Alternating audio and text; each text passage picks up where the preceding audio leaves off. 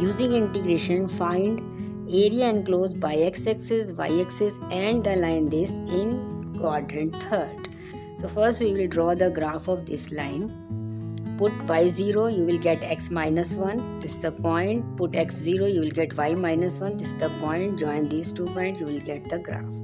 This is x-axis, y-axis and the third quadrant is, this is first, second, third and fourth. So this is the third quadrant.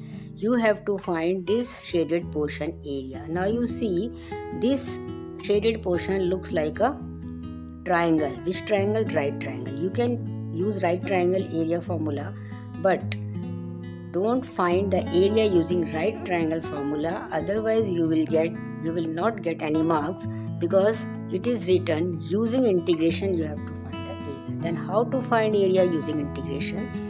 We will use the vertical strip method. You can use horizontal strip method also. So we will draw a small thin rectangular strip, vertical strip here, and the width of this is dx and the length this is small y because it is parallel to y-axis.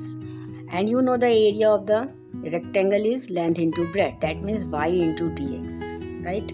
Now if we take this width as dx, if we take the vertical strip, then we have to take the limit -1 to 0, that means on x-axis. The limit will be -1 to 0, that is on x-axis.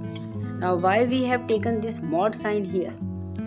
If you find the area below x-axis, then this area can be negative. This will be negative y because of this negative value of y, because in third and fourth quadrant the y is negative. That is why the area cannot be negative. We have to find the numerical value of this area. That is why we put mod here to get the positive value.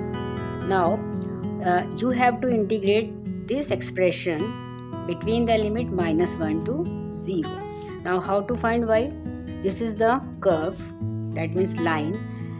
Write this in terms of y. Now put the value of y here. Now this is totally in x form. Now integrate this using any integration formula.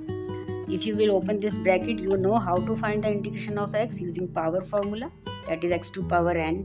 Integration will be x to the power n plus 1 upon n plus 1. And integration of 1 will be x. Then take the limit, upper limit minus lower limit. Upper limit will be 0, this portion will be 0, and the lower limit will be this. Solve this, you will get -½ and because of this mod sign you will get the plus area half.